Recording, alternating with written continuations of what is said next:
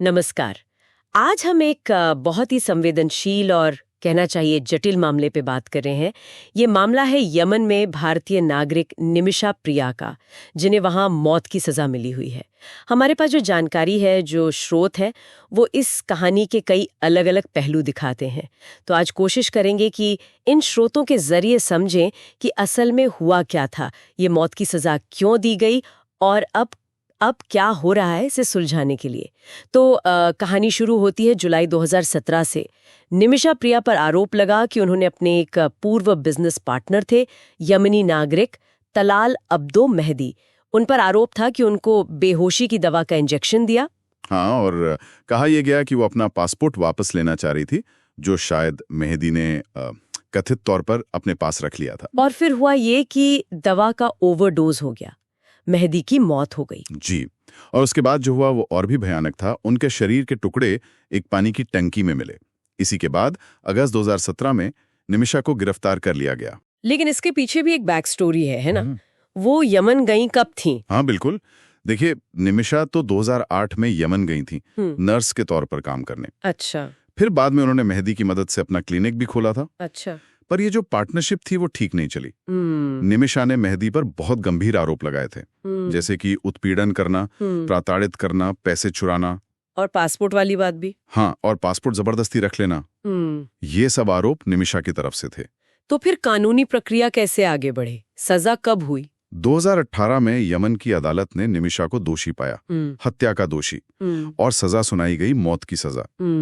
उन्होंने अपील की, जाहिर है, लेकिन 2023 के आखिर तक आते आते यमन की जो सबसे ऊंची न्यायिक संस्था है, सुप्रीम जुडिशियल काउंसिल, उसने भी उनकी सारी अपीलें खारिज कर दी। मतलब सजा फाइनल हो गई। हाँ, कानूनी तौर पर सजा बरकरार रही। यहाँ एक सवाल मन में आता है, मौत की सजा ही क्यों? मतलब जब उत्पीड़न वगैरह के आरोप भी थे, तो इसका आधार क्या बना? देखिए, यहीं पर यमन का जो स्थानीय कानून है, शरिया कानून, वो लागू होता है। उसमें एक सिद्धांत है किसास का। किसास? हाँ, किसास, जिससे आम भाषा में आंख के बदले आंख या बदला लेने वाला न्याय कहते हैं। इसके तहत अगर हत्या जैसा जुर्म हुआ है, तो जो पीड़ित का परिवार है, हाँ, उन्हें यह अधिकार होता है कि वो दोषी के लिए मौत की सजा की मांग करें। अच्छा, तो ये पीड़ित परिवार पर निर्भर करता है काफी हद तक। हाँ। तो क्या इस सजा से बचने का कोई रास्ता है ही नहीं अगर परिवार मान जाए तो? एक रास्ता है। शरिया कानून में ही एक और प्रावधान है जिसे दिया कहते हैं। दिया मतलब ब्लड मनी, खून का मुआवजा। Blood money. हाँ। अगर पीड़ित का परिवार राजी हो जाए तो वो मुआवजा लेकर दोषी को माफ कर सकता है और फिर मौत की सजा टाली जा सकती है। लेकिन इस केस में ऐसा नहीं हो पा रहा।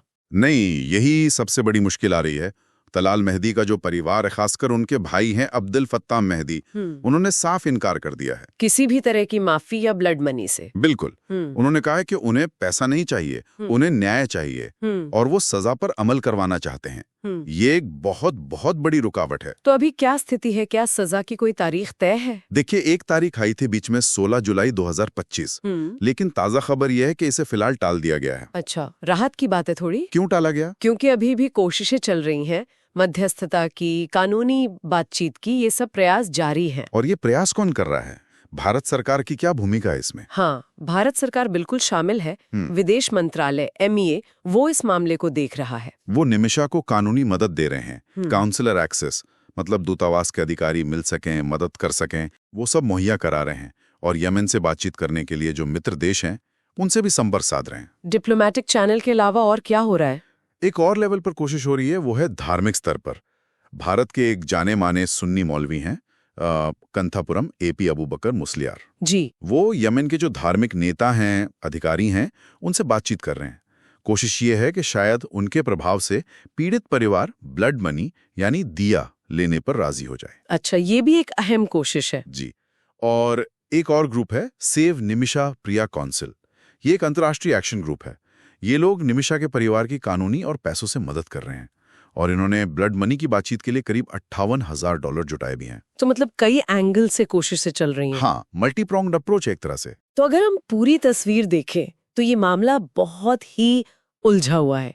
एक तरफ अपराध है, दूसरी तरफ उसके पीछे के उत्पीड़न के दावे हैं, फिर एक अलग देश का कानून है, शरिया, किसास, दिया जैसी सांस्कृतिक चीजें हैं, और इन सब के बीच में डिप्लोमेसी और मध्यस्थता की गहन कोशिशें। बिल्कुल सही कहा, ये एकदम परफेक्ट समरी है इसकी। और ये स्थिति हमें एक बहुत गहरे सवाल पर सोचने को मजबूर करती है। किस तरह का सवाल? यही कि जब ऐसे मामले आते हैं जो दो देशों के बीच फंसे हों, जहां कानून अलग हो, संस्कृति अलग हो, तो न्याय असल में होता क्या है?